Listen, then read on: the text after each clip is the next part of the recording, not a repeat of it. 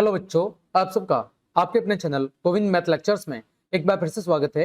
तो प्रिय विद्यार्थियों, आज की इस क्लास में हम कक्षा 8 गणित विषय की वर्कबुक 2023-24 के कार्यपत्रक 61 और कार्यपत्रक 62 को हल करना सीखेंगे। बच्चों, कार्यपत्रक 61 में हम त्रिभुज के जो अवयव है, अवयव का मतलब घटक, कि त्रिभुज के अंदर कौन कौन सी चीजें शामिल होती है, जैसे भुजाएं होती है, कोण होते हैं। तो त्रिभुज के जो अवयव है, जो घटक है, उनकी बच्चों हम समझ बना पाना सीखेंगे। बच्चों, आप सब जानते हैं त्रिभुज क्या होता है। बच्चों, त्रिभुज तीन भुजाओं से घिरी हुई क्या होती है, एक बंद आकृति होती है। बच्चों, त्रिभुज क्या होता है, तीन भुजाओं से घिरी हुई बंद आकृति को बच्चों हम क्या कहते हैं, बच्चों त्रिभुज कहते हैं।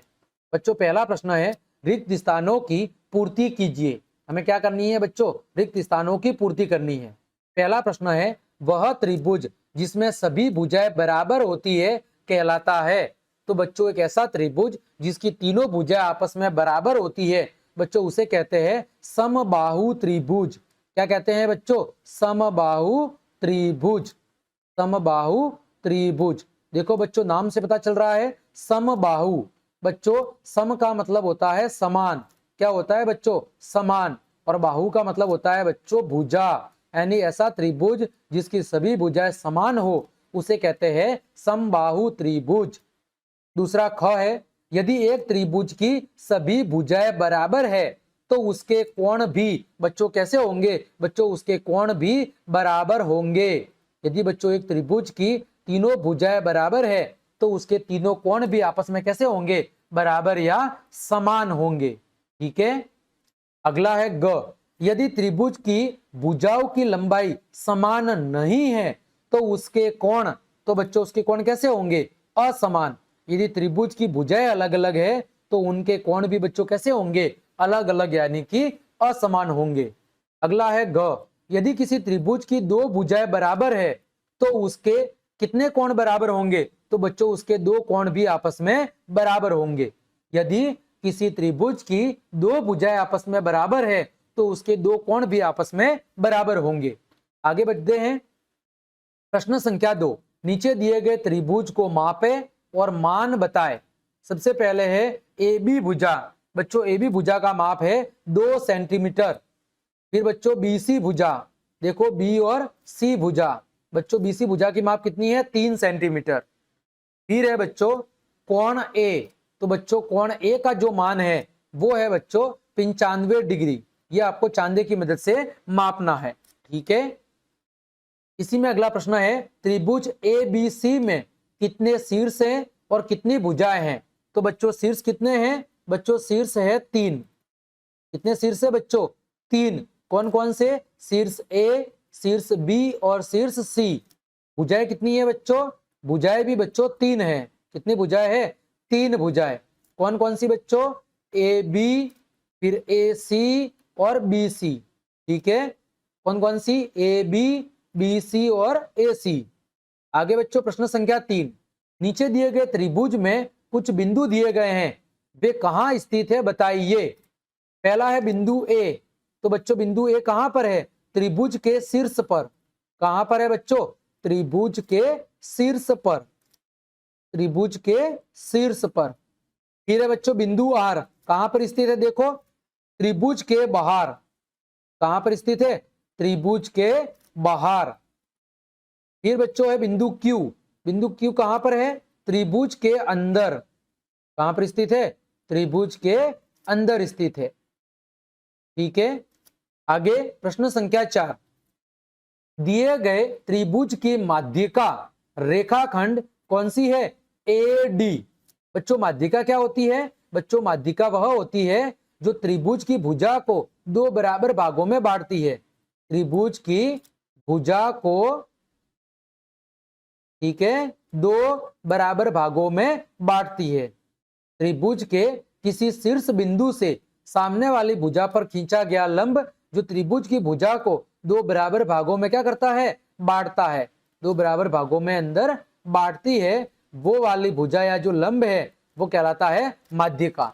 बच्चों यहाँ पर माध्यिका क्या है, ए डी। देखो ए और डी ये क्या कर रही है, ये बीसी भुजा को दो बराबर भागों में बांटने का काम कर रही है। आगे बच्चों प्रश्न संख्या 5, रिक्त स्थानों की पूर्ति करो। क है एक त्रिभुज की माध्यिकाएं हो सकती है। तो बच्चों त्रिभुज के अंदर कितने शीर्ष है? 3 शीर्ष है, तो कितनी माध्यिकाएं होगी? 3। देखो जैसे ए डी, इसी तरह मैंने कहा बी जी, इसी तरह मैंने कहा बच्चों सी एफ, तो ये कितनी माध्यिका हो सकती है? 3। ख है त्रिभुज के प्रत्येक शीर्ष से खाली जगह खींची जा सकती है। क्या खींची जा सकती है? माध्यिका। त्रिभुज में 3 शीर्ष होते हैं, अतः तीनों शीर्षों से माध्यिका खींची जा सकती है। ग है त्रिभुज के तीनों कोणों का योग कितना होता है? 180 डिग्री। कितना होता है? त्रिभुज के तीनों कोणों का योग 180 डिग्री होता है। आगे बढ़ते हैं कार्यपत्रक 62। कार्यपत्रक 62 में हम बच्चों भुजाओं के आधार पर त्रिभुजों के वर्गीकरण की समझ बना पाएंगे। किसके आधार पर? भुजाओं के आधार पर।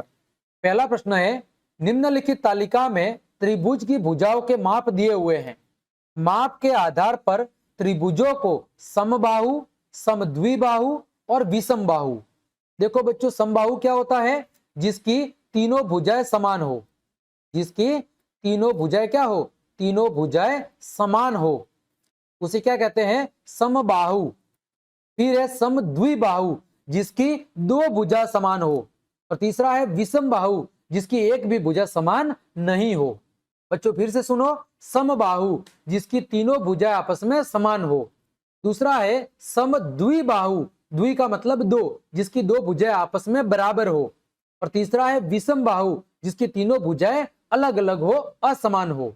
देखो बच्चों पहला प्रश्न, भुजा कितनी है? 4 सेंटीमीटर, 5 सेंटीमीटर और 6 सेंटीमीटर। तीनों भुजा कैसी है? अलग अलग। तो ये कौन सा त्रिभुज होगा? ये होगा बच्चों विषमबाहु त्रिभुज। कौन सा होगा? ये होगा बच्चों विषमबाहु त्रिभुज। ठीक है। दूसरा बच्चों, तीनों भुजा आपस में बराबर है, 7, 7 और 7। तो बच्चों ये कौन सा होगा? समबाहु त्रिभुज। कौन सा होगा? समबाहु त्रिभुज। ठीक है। तीसरा है बच्चों 6 सेंटीमीटर, 5 सेंटीमीटर और 6 सेंटीमीटर। 2 भुजा बराबर है, तो कौन सा होगा? समद्विबाहु त्रिभुज। कौन सा? समद्विबाहु त्रिभुज। एक ऐसा त्रिभुज जिसकी 2 भुजा आपस में बराबर हो।